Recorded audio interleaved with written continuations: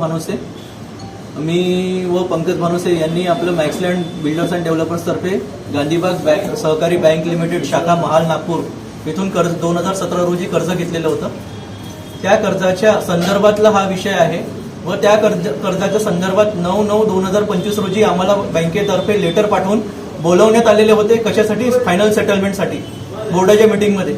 त्या बोर्डाच्या मीटिंगमध्ये सेटलमेंट होत असताना 2 घंटे 18-20 मिनिटाची ती पूर्ण मीटिंग झाली.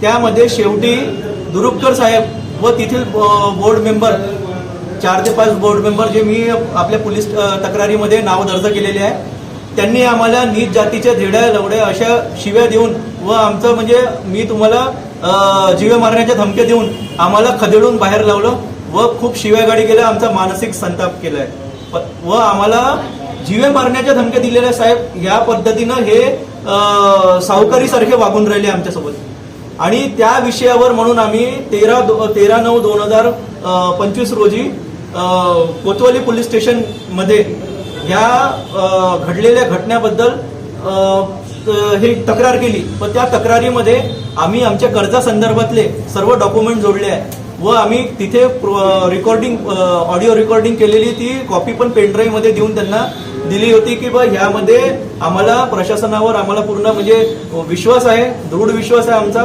न्यायपालिकेवर. तिथून आम्हाला काहीतरी मार्ग मिळेल व यांच्यावर गुन्हा दाखल होईल. तर ह्या पद्धतीनं आम्ही त्यांना पुरावे दिले व त्यांना पण सांगितलं की तिथे व्हिडिओ कॅमेरे आहे व यांनी सगळ्या बँकेच्या मेंबर समोर आम्हाला शिव्या दिलेल्या आहे, आमच्यासोबत गैर अत्याचार केलेले आहे व आम्हाला धडकवून धकाडपट्टी करून आम्हाला बाहेर काढण्यात आलेले आहे.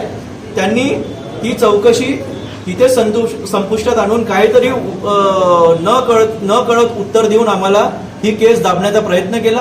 त्याच्यानंतर मग आम्ही त्यांना पुन्हा माहिती काढली असता त्यांनी आम्हाला पत्राद्वारे हे सांगितलं की बा हा तुमचा फ्लॅट व किरायाबद्दलचा विषय आहे म्हणून.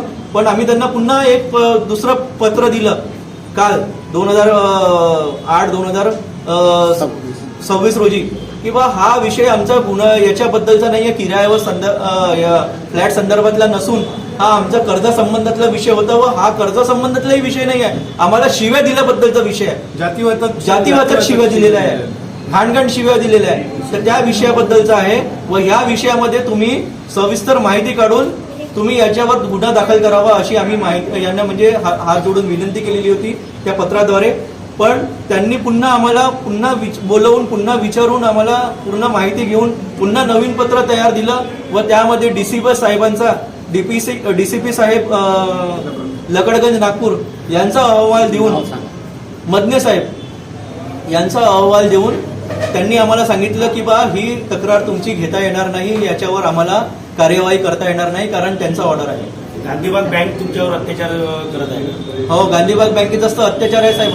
आता तुम्हाला काय वाटतं त्यांनी तुम्हाला जी धमकी दिली तर तुम्हाला त्यांच्यापासून जीवाची काय भीती आहे? जीवाची भीती आहे ना, भरपूर भीती आहे. आणि माझी ही मागणी आहे की अशा सारख्या बँकेवरती आणि मेन म्हणजे गांधीबाग सहकारी बँक आणि दुरुपकर साहेबांवरती अॅट्रॉसिटी ऍक्ट दाखल झाला पाहिजे व त्याच्यावरती गुन्हा दाखल झाला पाहिजे. कारण त्यांनी आपल्यासोबत माझ्यासोबत अशा पद्धतीने जे वागणूक केलेली आहे ते बाकी दुसऱ्यासोबत नाही केली पाहिजे व अशा पद्धतीने माझ्यासारखा पीडित अजून कोणी दुसरं नाही उपस्थित झालं पाहिजे. म्हणून मी तुम्हाला मागणी करतो की यांच्यावरती कळोकळ कारवाई करण्यात यावी. राहुल मधले डीसीपी जे आहेत त्यांचं काय याच्यामध्ये हस्तक्षेप आहे? त्यांना आतापर्यंत कोतवाली पोलीस स्टेशन मधनं कातकाडे साहेबांनी त्यांना पूर्णपणे फाईल दिली असता त्यांनी पूर्ण फाईल वाचून का बा हे किराया संबंधाचं हे प्रकरण आहे म्हणून यांना निकाली काढण्यात यावं असं मदने साहेबांनी कातकाडे साहेबांना सांगितलं असता त्यांनी आम्हाला पत्र दिलं. कोणत्या दिवशीची घटना आहे ही? हा पत्र जो दुसरा कालची म्हणजे दिनांक 8/4/2026 ची घटना आहे. पण तुमच्या त्या संयुक्तिक उत्तरावरती तारीख तर 3ऱ्या महिन्याची दाखवते. ती आधीची आहे ना मॅडम? ती यांचं जे आहे ना ते टायपिंग मिस्टेक जे म्हणतायत हे टायपिंग मिस्टेक मध्ये जे आहे दोन उत्तर आलेले आहे त्यांचे. म्हणजे पोलीस तुम्हाला कुठे ना कुठे गुमराह करत आहे असं गुमराह करून राहिलेली आहे. आणि तुम्ही सांगितलं आणि प्रकरण मुरून राहिलं आणि बाकी लोकांची फसवणूक केली बँकेने. मला असं माहिती मिळाली आहे की अशा पद्धतीने 4-5 प्रकरण गांधीबाग बँकेचे अजून आहेत आणि त्यांची पण फसवणूक होऊन राहिलेली आहे. अशा पद्धतीनेच हे पडताळ म्हणजे ग्राहकांना त्रास देतात आणि यांच्याकडनं जेवढ्या काही प्रॉपर्टी मिळतात त्या हडपण्याचा प्रयत्न हे करून राहिलेले आहे. अशा पद्धतीने हे सावकारी पद्धतीने हे बँक चालवून राहिलेली आहे. हे बँक नाही चालवून राहिले, सावकार चालवून राहिलेले आहे. हे आरबीआयची गाईडलाईन मानत नाही असं काही आहे का? बिलकुल नाही मानून राहिले. त्याबद्दल मला बोलायचं आहे. तुमच्या मार्फत मला हे म्हणणं आहे की बा ह्या बँकेचं ऑडिट करण्यात यावं डीडीआर ऑफिसनी. डीडीआर ऑफिसनी याच्यावर एक एक्स्ट्रा ऑडिट बसवावं. या म्हणजे संदर्भात या आमच्या लोनच्या संदर्भात संपूर्ण माहिती घेण्यात यावी.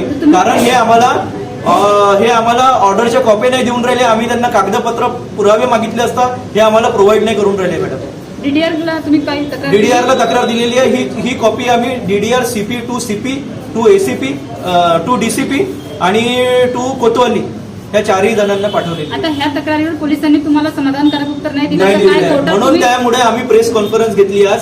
आणि समोर काय समोरचं काय राहणार? समोर न्यायालयात जाऊ, आम्ही हडताळ करू, भूक हडताळ करू, आम्ही उपोषणाला बसू, आम्ही सगळ्या पद्धतीने प्रयत्न करू. रक्ताच्या एका थेंबापर्यंत एकेका शेवटच्या थेंबापर्यंत आम्ही लढू.